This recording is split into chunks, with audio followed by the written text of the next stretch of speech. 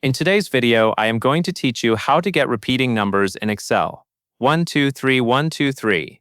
First, we are going to set up the small input area that will control the repeating sequence. Open your Excel workbook and look for a clean worksheet area. You will be working in columns A, B, and C, and you want to make sure the cells you use are empty so the results look clear. Now type parameter into cell A1, then type value into cell B1, and then type number list into cell C1. Take a moment to check that those three headings line up correctly across the row. This creates a simple layout so it is obvious what each value means as you work. Next, we will define the labels for the limits of the sequence. Type max number limit into cell A2, and type repeat cycles into cell A3. At this stage, you are only preparing the structure. You are not generating any numbers yet, but having these labels will help you understand what each input controls. Now it is time to enter the values that drive the sequence. Type the number 3 into cell B2, and type the number 2 into cell B3. As you do this, keep in mind what these mean. The max number, or limit, is the highest value that should appear in the repeating pattern, and the repeat cycle setting controls how many times the pattern should repeat. Once those values are entered, we are ready to build the sequence in the output field. Move your cursor to cell C2.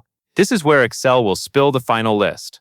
Clicking this cell matters because it is where the dynamic formula will be placed, and it also helps Excel determine exactly where the results should start. Now focus on cell C2 and prepare to enter the dynamic sequence formula. In that cell, type the formula exactly as follows. Murotap, sequence B2, B3, 10, B2, plus 1. Before you press enter, it can help to understand the purpose of each part. The sequence function creates a series of numbers for the total length of the output, using B2 times B3, so the list has the right number of items. The mirot function then wraps those numbers around based on the max number in B2, which creates the repeating effect. Finally, the plus 1 shifts the result, so the list starts at 1 and goes up to the limit, instead of starting at 0. Now press the Enter key on your keyboard. When you do this, Excel will instantly generate and spill the cycling numbers across the cells starting from C2. If everything is entered correctly, you should see a pattern that repeats through 1, 2, 3, and then continues again, matching the cycle count you set in B3. Take a quick moment to verify the output.